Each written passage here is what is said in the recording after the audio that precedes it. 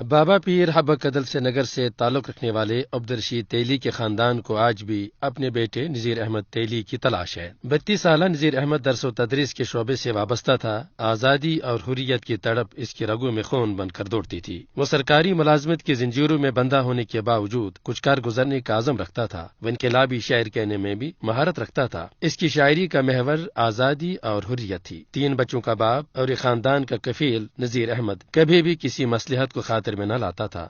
وہ اپنے خیالات کا اظہار طلبہ کے سامنے پوری قوت سے کرتا۔ نذیر احمد نے اگرچہ آزادی کی تحریک میں کبھی بھی عملی جدوجہد میں حصہ نہ لیا، تاہم محض حریت کی فکر رکھنے پر ہی وہ بھارتی ایجنسیوں کو کھٹکنے لگا۔ چنانچہ اس کے نام کے گرد بھی سرخ دائرہ لگ گیا۔ قابض فوجیوں نے نذیر احمد کو اغوا کرنے کا فیصلہ کر لیا۔ نذیر احمد 1 ستمبر 1990 کو معمول کے مطابق اپنی ڈیوٹی پہ جا رہا تھا کہ بھارتی فوج کی ایک جیپ اس کے قریب اچانک آ کر رک گئی۔ انہوں نے نذیر احمد کو ساتھ چلنے کے لیے کہا۔ انکار پر مکوں اور لاتوں کی بارش شروع ہوئی۔ چاروں ناچار نذیر احمد فوجی گاڑی میں سوار ہوا۔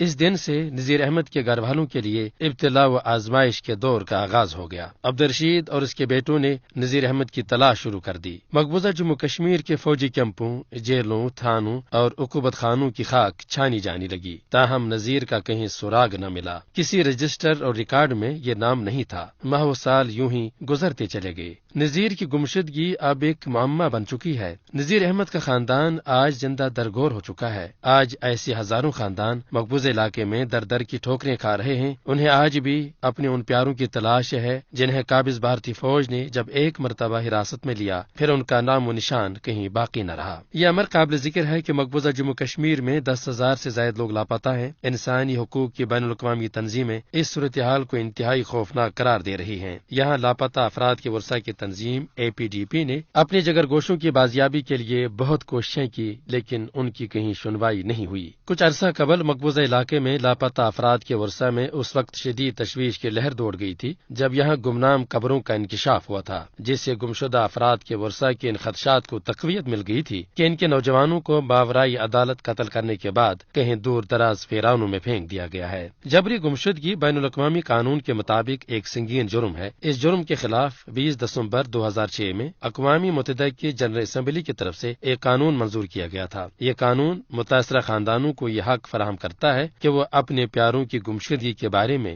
حقائق جان سکیں۔ بھارتی حکمرانوں اور مقبوضہ جموں کشمیر میں ان کی بے لگام فورسز کے جرائم اب کسی سے ڈھکے چھپے نہیں ہیں۔ آخر حقوق انسانی کے چیمپئن اور جمہوریت کے نام نہاد علم بردار کابن غمزدہ کشمیری خاندانوں کو انصاف فراہم کر سکیں گے۔ کشمیری جاننا چاہتے ہیں کہ وہ 10,000 افراد آخر کہاں ہیں جنہیں ان کے اہل خانہ کے سامنے گرفتار کیا گیا اور وہ اب تک اپنے گھروں کو واپس نہیں لوٹے۔